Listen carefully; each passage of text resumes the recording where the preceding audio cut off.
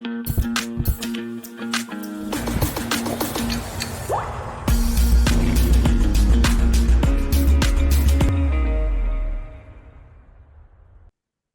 everybody. Welcome to another episode of Chocolate Travels. I'm Joseph with Bean to Bar World, and I'm here with Paulo of Cacao Musa. Hello, Paulo.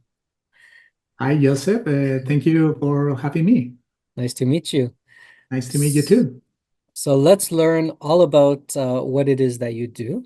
Tell us a bit about your family company. Where are you based, and Okay. what did you guys do before trading cacao? Okay. We are a Swiss Colombian family that have been trading Colombian food in Europe and also in United States. Our team consists in my father, who is based in Colombia, and he's in a charge of exportation and logistic from Colombia. My brother, who manage the logistic in Europe, and he's located in Madrid. And myself, that is myself in a charge of marketing and sales and in Switzerland. My father has always been involved in international trade. So, on the other hand, I used to work in advertising. As a director in advertising agencies. That's what we waited for. Wonderful, wonderful. And what sort of products did you trade before, and why did you decide to venture into cacao? Well, my father trades all Colombian foods, specifically or direct to the Colombians who lives abroad. Many kind of Colombian food like cookies, drinks, candies. I mean, all the products that Colombian people know really, really well, and become to the part of the childhood or that we rise. So we start this adventure, or maybe the idea came after a tourist visit in a chocolate factory here in Switzerland. My family comes to visit me, and we went to this chocolate factory, and the smell of the roasted cocoa transport us to my grandmother's house when she made chucula. This is a kind of chocolate really, really famous in Colombia. And when we finished the tour, my father came to me and told me, this smell moves or remember my mother. Yes, I remember that. I remember that. So why we don't try to sell? I know that in Colombia this is a good cacao quality. Why we don't try to sell this cacao to this factory? My father is a businessman, no? And he is always looking for business. And he told me that. So with this smell and also with this nostalgia, yes, exactly. And this question, we start this journey. Wonderful. This journey is like to me is like reconnect with my country and also with rules, because I have been living abroad for almost 25 years. And also is reconnect but with my culture. So it's like a whole new world Wonderful before our eyes. So can you tell us more about the chocolate your grandmother made? You said it was a specific kind of chocolate. Was it a drink or a food? What was it? The chocolate that my grandmother made is like it's a mix between cacao, corn flavor, corn flavor, and also sugar cane or panela. They roast the cocoa in a mud pan. Remember, really, really crushed, craft chocolate, Right. craft way. Right. Right. Right. And the smell is like kind of chocolate factory. So Mm-hmm. he grained the cacao beans, add the Mm-hmm. flavor, and also add the sugar and make a small bowl like this. Mm. And we melt this bowl in chocolate, excuse me, in hot water or in hot milk. And we Oh, okay. drink Okay. this. And Oh, okay. it's really famous in Colombia, but also in other countries in the area, probably in Mm-hmm. Ecuador, probably also in Venezuela.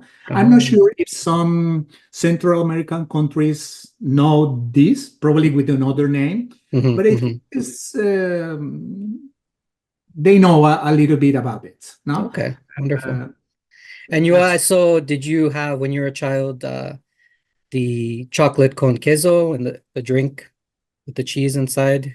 Yeah. yes, yes, yes, yes, Do you yes, still yes, do you still do that now in Switzerland? yes, yes, Yeah. of Oh, course, okay. yes, Very nice. yes. Also, chocolate, the Colombian chocolate, as we understand chocolate in Colombia, Mm, we used to drink a lot of chocolate. No, mm, and we also my father export this chocolate for Colombian people, and also he bring chocolate to my house, this kind of chocolate, and I used to cook this chocolate, mm. Colombian chocolate at home. So yes, I used to drink. Wonderful, wonderful. Good. Yes. You and your father had the idea, let's get into cacao. Let's start distributing quality cacao in from Colombia. And when did this happen? When did this start? Okay. This idea or this journey start 5 years ago, but at the beginning we didn't know about quality. We didn't know Mm, anything. It mm. just was an idea. Yeah. Okay, why we don't try to sell this cacao? But we don't have the minimum idea what this involved. Once we start to know a little bit, we discover the whole world, Mm, and we start to understand and learn about cacao quality. mm. Because in this kind of factory, when we made this tour, I'm completely sure that they don't work with the specialty cacao. They work with a mass cacao Right, or right. commodity cacao. Mhm. So we start this path just to discover or just to understand. Uh, yes, what's this? Okay. What happened? And when did you sort of come across the bean to bar world, the craft chocolate makers? When did you discover that? Uh, I discovered bean to bar wall probably in the first year because Mm, when my father moves after this idea, he moves or he goes directly to San Vicente del Chucurí, one of the most renowned towns for cocoa production in Colombia. oh, okay. And we found uh, a cocoa producer, that he told us about bean to bar. Mm, mhm, I mhm. know that cacao, with a special cacao, probably is much better for this kind of model business or bean to bar Mm, or chocolate makers, and we start to learn to investigate mhm, about it. mhm, Was in mhm. the first year. From the beginning, we know this concept, and also in Colombia, they know really, really well about bean to bar. Okay. Probably was the wake up of Colombia Mm. in terms of cocoa comes from the bean to bar movement. So you mentioned on your website there that you help farmers provide better training and tools for the cacao growers in Colombia there. So could you give us some examples of, what sort of improvement does this mean for them? Yes. Um, when we start to search cacao in Colombia, um, the idea is try to look to find the cacao with the best, or try to identify the cacao with the most organoleptic potential. When we detect this, when we reach an agreement with the producer, agreement of work, we provide them the pH meter, yes, the pH meter, and the thermometer to control to monitor and control the post-harvest or the fermentation process. Right. No? Right. This help to the producer to understand the whole process and why they do what they do, and allowing them to know and to understand their cacao better. And would you say that many farmers, are they open and receptive to this, or do you have to convince them a lot to change the way they do things? I think most of them are really open to do this, but let me tell you, most of them, probably 100% of them, they are going to tell you, yes, of course, I want to work in this way. But when they discover the way to work, at the end, not probably all of them are going to follow the rules, no? Right. Because measure and control is in a different way that they used to do it. No? Right. Right. This is a little bit a challenge, no? To try to convince them to, okay, we are working in this way because we are looking for a special flavor. We are looking for a special quality. So we need to construct or build a trust relationship and also a transparent communication. And I guess it helps that your family are Colombian, so maybe the trust is a little bit easier for you than somebody else. Right. Exactly. Right. I'm Colombian. I know how my people think. You know right. what I mean? It's like that. It's not the same when some people from another country comes to Colombia. Right. Right. I know. So I try to understand the people. I try to understand how. And let me just ask too, so just so people understand, because this is happening more and more where people are trying to approach farmers and suggest different ways of fermenting and curing and all that. Why, you said some of them, they say yes, and then they say, no, I don't know. Why do they not want to continue with that? Is it just time? Is it money? Is it just they don't care about that? What is the reason, do you think? There are many reasons. In my experience, I don't know if it is always like that, but in my experience, the most important thing for a farmer is the money. In terms of they need to sell the whole production. They don't care about this is a good fermentation, not bad fermentation. They don't care about it because this is the culture of how they grow, no? Right. And also because when you try to work in the way to control, it's like make a recipe, the correct recipe of this cacao, you need a discipline. You need to control the cacao in the moment that you need to control. You need to take the measure in the correct moment. And also you have to be more you have to be more adamant, on top, consistent. Exactly. Right? Yeah. And not all the people want to do this. I respect that. But if you want to get a really good cacao, a good quality of cacao, we need to follow some rules. Right. Or some method. No?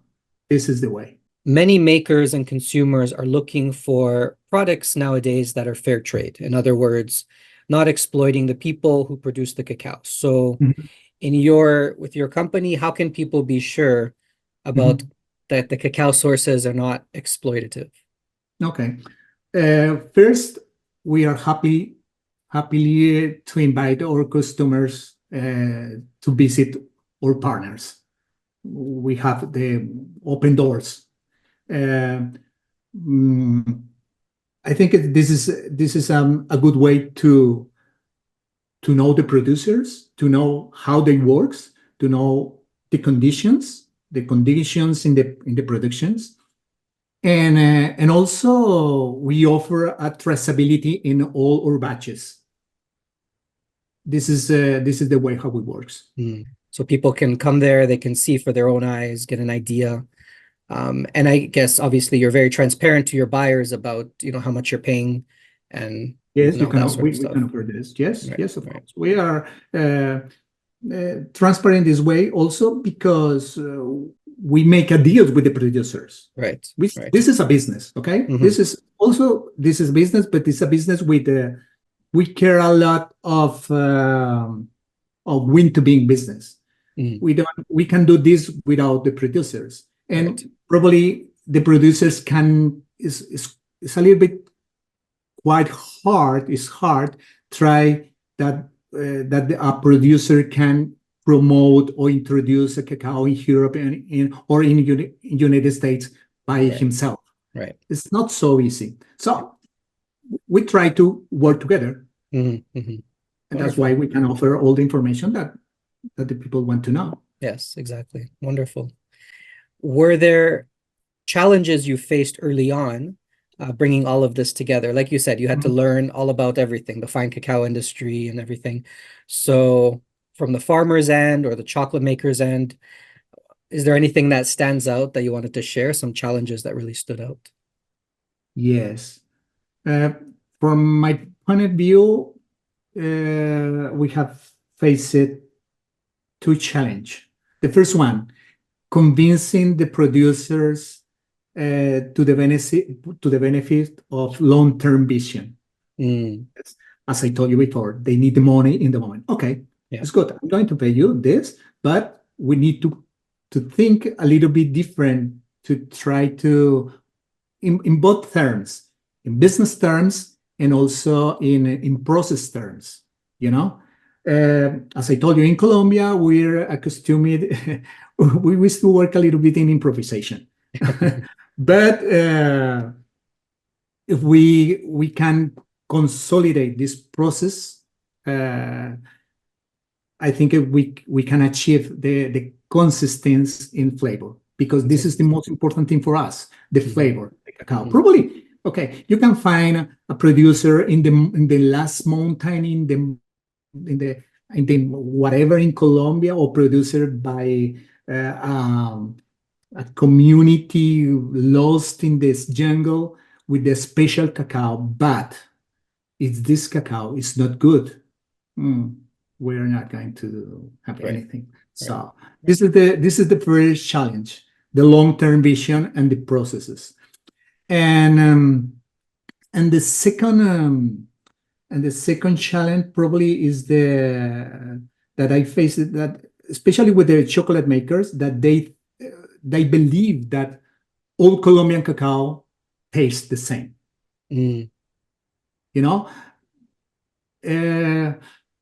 I don't know, and also think that all the old Colombian cacao has a high cadmium, for example. So to me, was a little bit was a challenge to show to the chocolate maker, okay, you know a little bit of Colombian cacao, okay, but let me show you another things. Let me show you this. Let me show you this. And they say no because they say I already tried it before or something like that. Exactly. I have the experience that some chocolate makers told me, no, I already have Colombian cacao. Okay, but let me tell you, in Colombia, there's a lot of flavors. Right. It's a lot of kind of cacaos. Let me show you something that you probably... I forgot the name, but I think there's even talk about a new wild variety that I think comes from Colombia that they're talking about too. But anyway, I mean, South America is the heartland of cacao. There's so much variety, and it's completely backwards to oversimplify a flavor to a country. It doesn't make any sense. Exactly. A lot of variables there. That's interesting. Yeah, I think that's another thing too, is you would imagine that people who make chocolate, who are concerned with flavor, would jump onto these like new flavors, interesting cacao, things like that. But I've heard from other people too that there's a lot of pushback. They maybe want to play it safe with what they know. Exactly. Yeah, so it's a lot of work for you on both sides. Yes, I know that. Yes. And you mentioned on your website about tightening the gap between cacao producers and chocolate makers. So, some of us can understand sort of what you mean by that, but can you articulate it a little bit better? What do you mean, and why is this important for consumers to know? Why should they know that you're tightening the gap? Okay. For the consumers, I'm not sure exactly if for the consumers is a benefit probably, or something special for them. But in my point of view, probably for a consumer, it's like a wine, no? If you like a Spanish wine, for example, probably you know the Riviera del Duero and also a Rioja wine, but because that belong at the same country but have different tasted or different Characteristics. appreciation. Probably is the same for the cacao, Mm. But also uh, depends also the chocolate maker. I mean, I think we have to work together, no, to show the different kind or the variety of Colombian cacao working together with the chocolate maker. Mm. No? The chocolate maker at the end is the person of the who show how he works and where this cacao come from. I think the other thing is that as a Colombian cacao specialist, I think there are still many Colombian cacaos that are not known abroad, Mm. and my opinion deserve an opportunity Yeah. and the international market. Yeah. Yeah, I don't know. definitely. As we move along, I've even seen in my years over in the fine chocolate world, trying different chocolates, Mhm. you almost get programmed because you see different makers using cacao from the same country, and a lot of it is very, very similar. And so your brain wants to say, okay, cacao from there tastes like this. But Mhm. Mhm. now we're getting cacao from the same countries that have completely different flavors. You can't generalize anymore. And so it's important for chocolate makers, especially if they want to create something unique, a unique product that cacao someone's not using. You got to keep trying all these different varieties out there. Give it a shot. So let's discuss then about the incredible cacao of Colombia. In 2024, at the Cacao of Excellence in Amsterdam, Colombia cacao was recognized as the best in the world. So what makes Colombian cacao so wonderful? Can you tell us a little bit about the flavor profiles of your cacao? Okay. Uh, I haven't had the chance to try this cacao yet. Right. I know where it come from. This cacao come from Meta, Mm. in the west. I know this area, but I haven't had a chance to try it. Mm-hmm. So I don't know if the Colombian cacao is so incredible, no? But let me explain. Yes, yes. Um, I believe this kind of recognition or prices allows the Colombian cocoa have more exploration abroad. Mm. Uh, Mm. this show that the effort made by producers and also state institution bear fruits, no? Improve the processes, improve the culture. Mm. And I think this is, or definitely this is positive for everyone, about the flavors. I'm really new in this market, so I know my cacaos. I know that in the way that we work, we are trying to develop a really interesting cacao or complex cacao, but uh, I don't know if we have an incredible cacao. Okay. We are in the process. We are in the process. We are learning, and we are. How can I say that?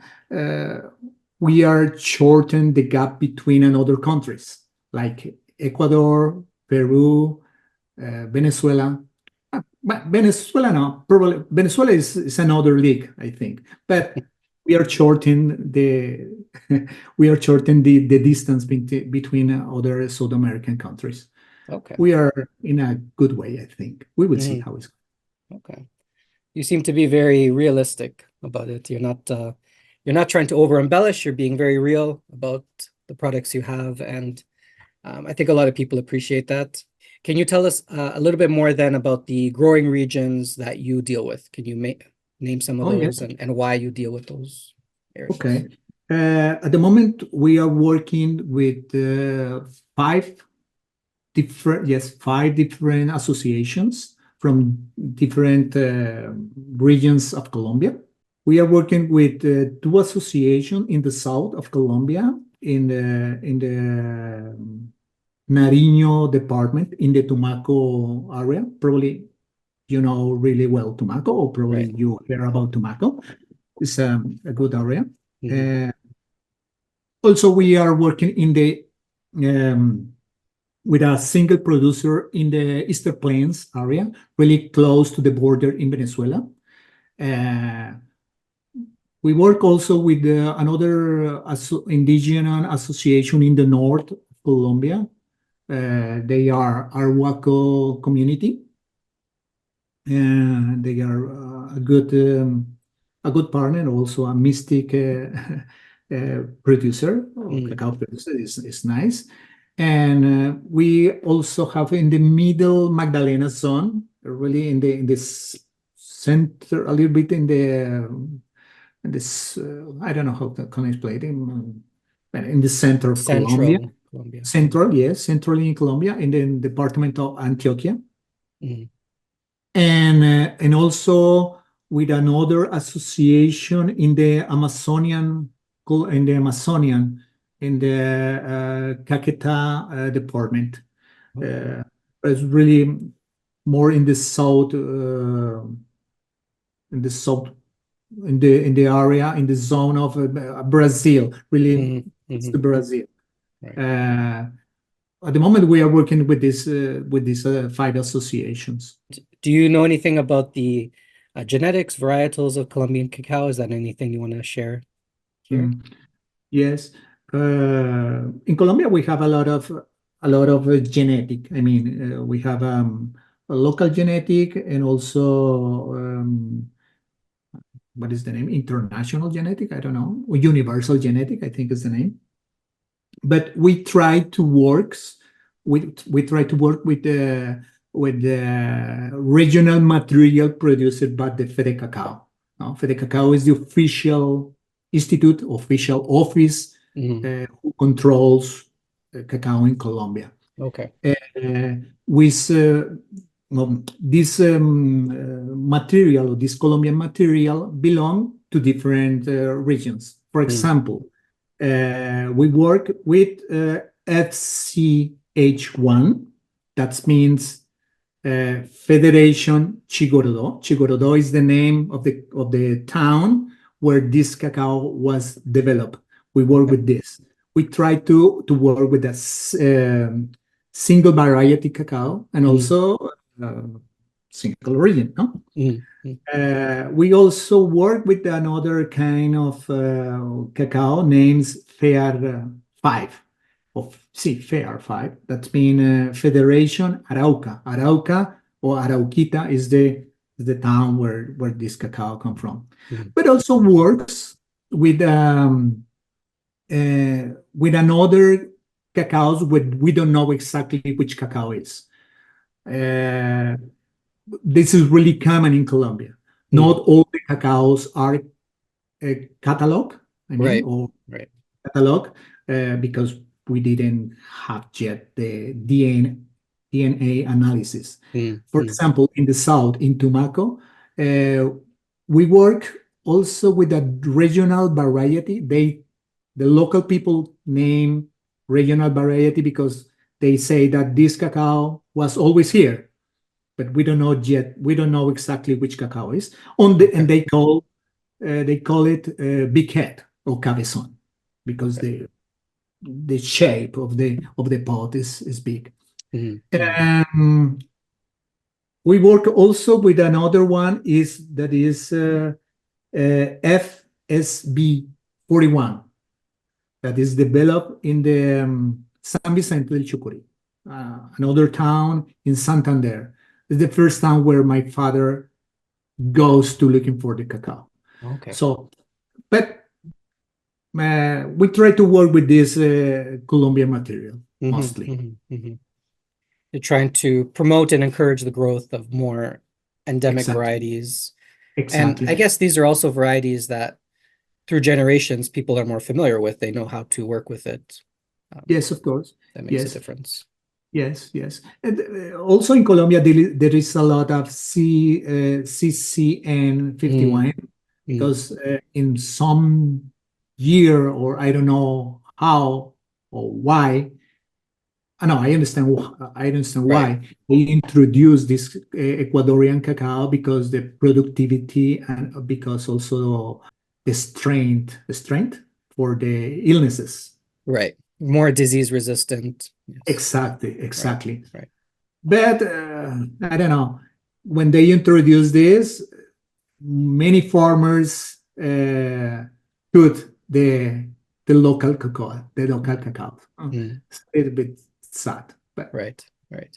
we cannot do Yeah, anything. that's sometimes in the bean to bar world, people get very passionate about, CCN 51 and whatnot. But if you look at it from, people who grew up in Colombia and farmed their whole lives, that some of that made a big difference in a positive way for some of them too. So it's a sticky situation. What are some facts or aspects of cacao growing that you think people, the general public, don't really appreciate? They don't understand. They know cacao grows in Colombia and you sell it to somebody in another country and they make chocolate with it. But what is important for them to appreciate that happens in Colombia? Hmm. Okay. To me, it's an important aspect regarding to cocoa producers. And I want to highlight the cultural aspect that often goes unnoticed in the cocoa world, not only in Colombia, I think in the cocoa world. Mm, As mentioned it earlier, we have different, or we work with different producers in different areas. And in Colombia, at least in Colombia, each area has his own culture. You know, when right. I talk about culture, I talk about the oral tradition, music, Mm, and also the point of view how the farmers understand life. mm, Example, cacao farmers from the south that are Afro-descendant people. If you compare with the indigenous people in the north, they are completely different. And mm, each region, each community has his own culture. mm, In fact, in our communication and music communication, I try to give the importance to this cultural aspect. mm, Uh, for example, in the concept of terroir, I understand that not we consider also the human intervention, but the human intervention also involve a cultural background, and mm. I like to show this cultural background also to to shorten the Shorten the gap gap. Yeah, between the chocolate maker and the producer. right. Probably this helps, probably, or maybe, perhaps, the chocolate maker can use this information also to stimulate the creativity. You know, Right. we try to show the story of the Hmm. people there, Hmm. but not a story that this poor farmer Right. comes. Right. No, I like to tell a story, a real Real story. story, authentic, Exactly, not, authentic. I mean, this is really important for me. yeah, yeah. So That's a good in fact, point. I think hmm, sometimes in the bean to bar world, some chocolate makers, they run out of stories. And so they use the same, the poor farmer, they need more money, blah, blah, blah. And it sounds very watered down. People are getting tired of that. And so it's important, like you said, to talk about who are these people? What do they do? What songs do they sing? What kind of foods do they eat? And exactly, that's wonderful. Yeah, like you said, it can inspire the chocolate maker, but also, you know, when you look at, FCH1 and FA5, and there's no emotional Doesn't mean attachment there. anything. It doesn't, Exactly. yeah. But if you Okay. talk about this cacao came from these people who do this and that, then it makes it more special, makes it more Exactly. valuable, I think. I completely agree with this. We don't marketing or cacaos with this name Right. FCH. Yeah. Okay, but for example, FCH1s, when we went to visit them, I start to talk with one producer and tell me this story. That's what really wonderful, and did this story show me how they understand their life and also the way how they works in cacao. Mm. This farmer work with other people or hire another people to work in the harvest, no? And he realized then one worker takes the same pot, the same from the same tree, and take it home and take it away, something Okay. like that. And the day after, the owner of the farm asked to this person, "Why do you took the same cocoa pod?" Why?" And he told him, "I take this to my girlfriend because I want to get in love with me. You know, That's wonderful. because the flavor, because it's really sweet. I Mm. like this cocoa, so I Right, give to right. my girlfriend." It's a gift So for her, sort of like flowers, but it's a cocoa exactly, pod. exactly Yeah. that does.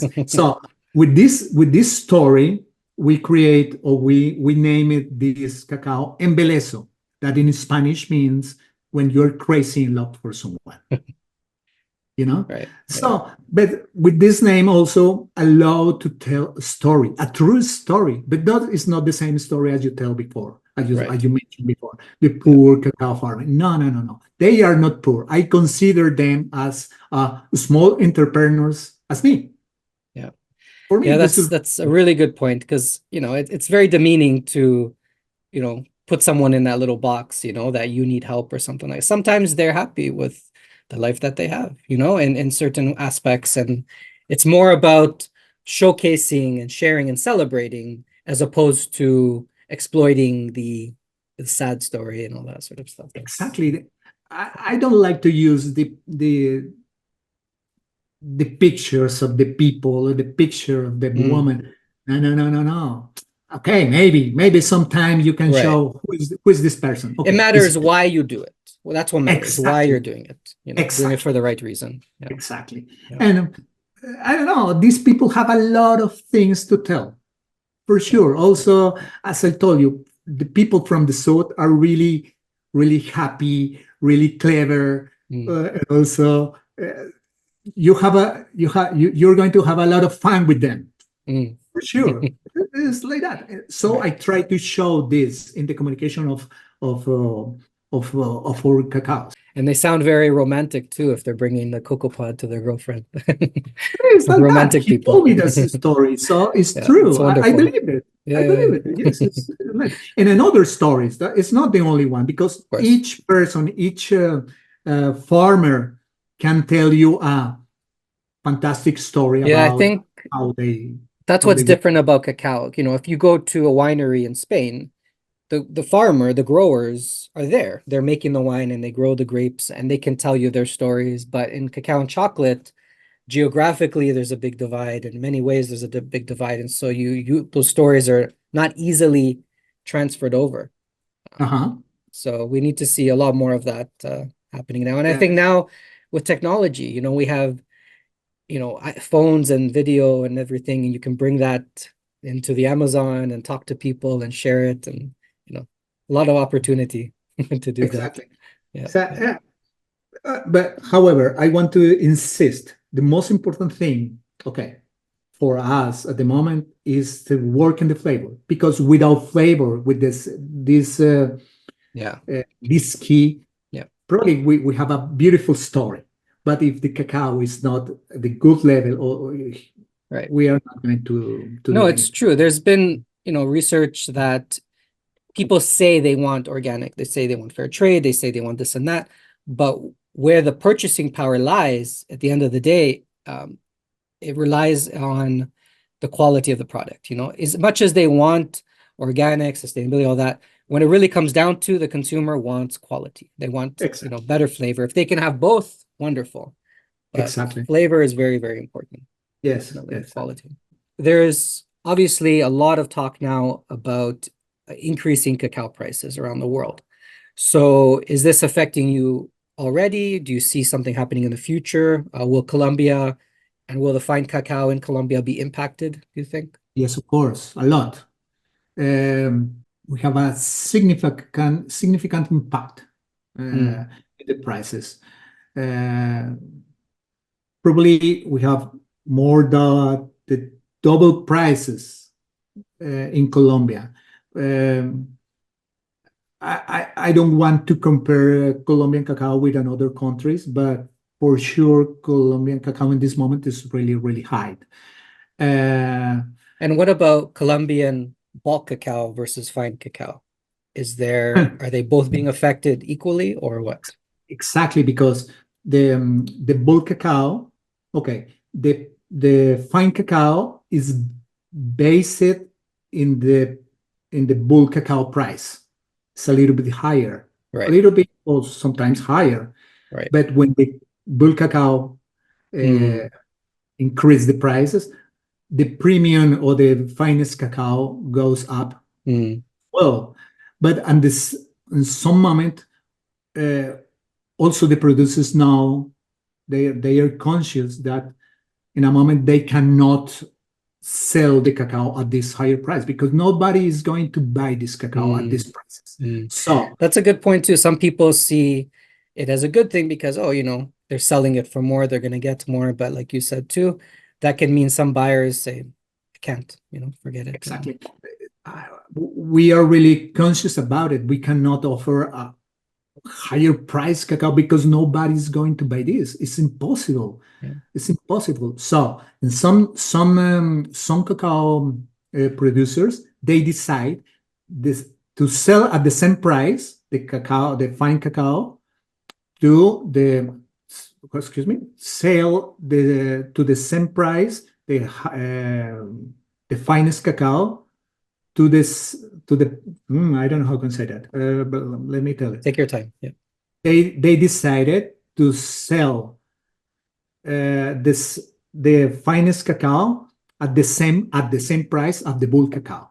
The bulk cacao is so high that they decided to maintain the price as the bulk cacao. Wow. Because they are conscious that nobody's going to buy the premium cacao with these higher prices. Anyway, it's a good moment for them, because it's a good price. But do you see this causing problem with maybe more farmers shying away from the fine cacao now because of the extra work and maybe it's not worth it for them? What do you think? Yes, some decided to work. Some producers, okay, I'm going to sell my cacao at the same price of the as the bulk cacao. And other farmers decide, okay, I'm not going to produce fine cacao. I just focus in the bulk cacao. It's a good option as well. So it's like that. Yeah. Interesting. Let me mention something that is really important as well. It's about the climate change. No, Colombian harvest has been delayed at least 1 month and a half, probably 2 months. The climate change, and also the harvest is a little bit less than the other years. You mean, the total amount is not The as high. total amount, yes, the total amount of the volume. harvest, exactly. The volume is a little bit less than the other years. But this is a tendency that is repeating from the last 3 years. The climate change affect a lot on the production. So it's affecting a lot. And also this affect the price. Right. Less cacao, price higher. It's like that.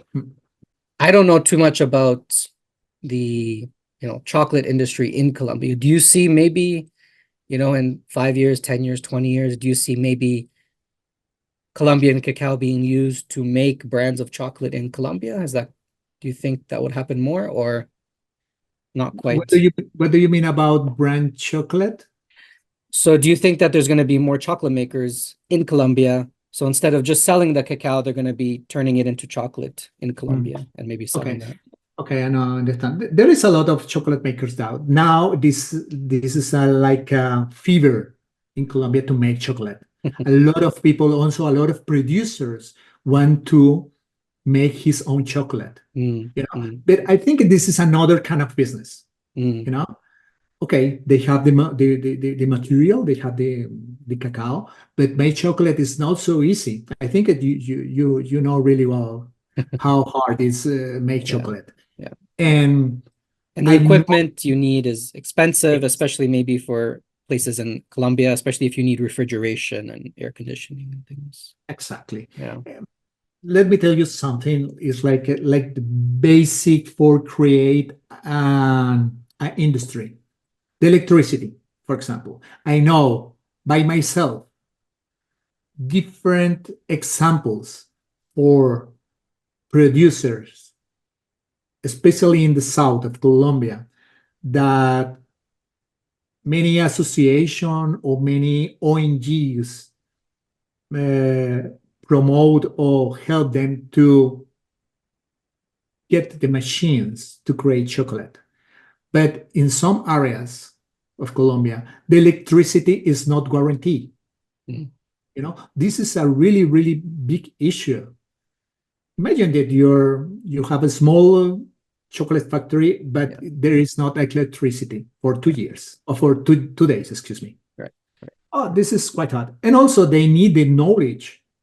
Hmm. They Yeah. need, they need the knowledge to manage all the machinery and to know how to transform cacao in chocolate. Right. Right.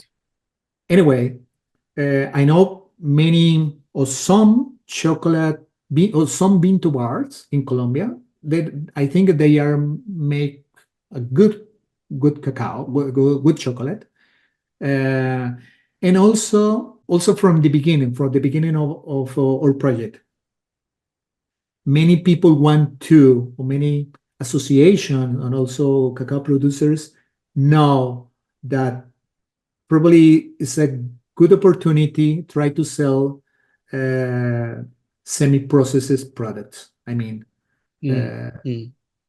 Like coverture, nibs and exactly, liquor and exactly. things. Yeah. But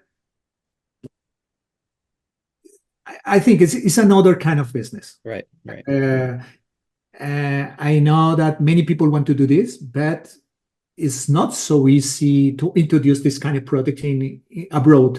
You Right. need someone abroad to Hmm. introduce this kind of product. Hmm. Hmm. Or an association is quite hard to do this. No? Right. Right. And also, if you want to uh, introduce this product in a market where there are a lot of companies that make a really good quality product, it's quite hard.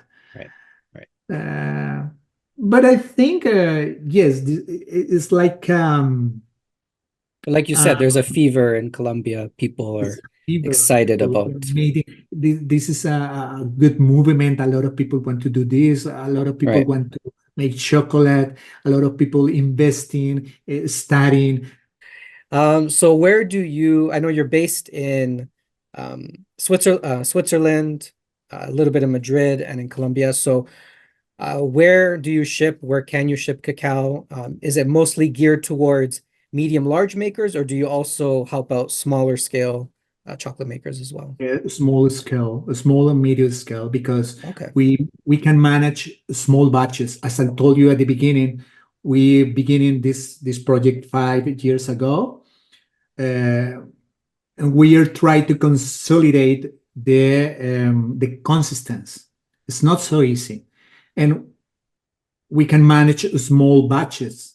We not produce tons per year. Also because the producers don't have this uh, capability, probably this capability. Capabilities. Exactly. We are working in the small batches, Hmm. so Hmm. we Okay, are wonderful. target to craft chocolate makers, bean to bar makers, and small, medium chocolate makers. Yes. Wonderful, wonderful. And you ship to many countries, obviously, around the world. At the moment, we are shipping in Europe, only in Okay, Europe. okay. We will see in this year. Uh, we are working in this Hmm. try to introduce our cacaos in United States. Hmm. Hmm. We will see Wonderful. how it's going on. Right. Excellent. Wonderful. And what is the best way for people to stay in touch with Cacao Musa? How can they follow you? Okay. The best way I think is throw out our website, cacaomusa.com, Okay. by mail. And also LinkedIn. I have a LinkedIn. Yep. LinkedIn profile, and also they can Okay. wants And to contact me, they can do it, Paulo Cuellar. And that's all. I think this is the best way. wonderful. Excellent. Well, thank you so much, Paulo. It was a pleasure to meet with you, talk to you, learn about all the hard work you and your family are doing. I wish you a lot of success. Oh, thank you so much. It was a pleasure. Excellent. All right. All the best. You take care. Okay, thank you so much. Thank Bye. you. Ciao. Ciao. Download the free Bean to Bar app to connect with incredible chocolate makers from around the world. Also, be sure to visit beantobarworld.com, your portal for all things fine chocolate, virtual tastings, free learning resources, research, and much more. Subscribe to the newsletter to stay in touch and donate to the free app and free resources here. Contact me for any chocolate related questions you may have.